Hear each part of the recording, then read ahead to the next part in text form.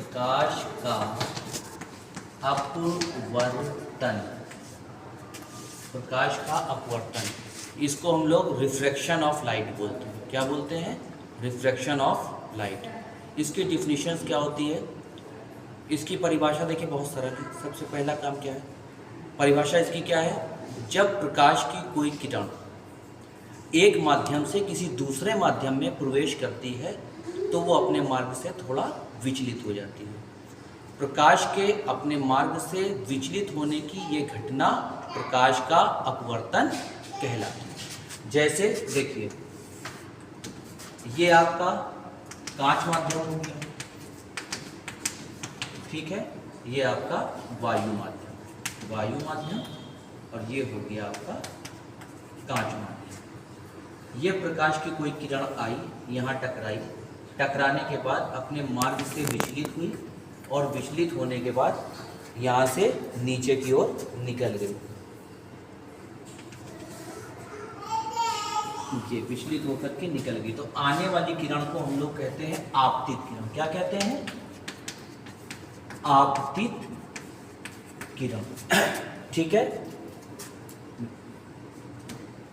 अपने मार्ग से विचलित होकर निकलने वाली किरण को हम लोग बोलते हैं अपवर्तित किरण। अपवर्तित किरण। और इन दोनों के बीच की जो लंबवत रेखा होती है उसे हम लोग बोलते हैं अभिलंब। क्या बोलते हैं? अभिलंब। अब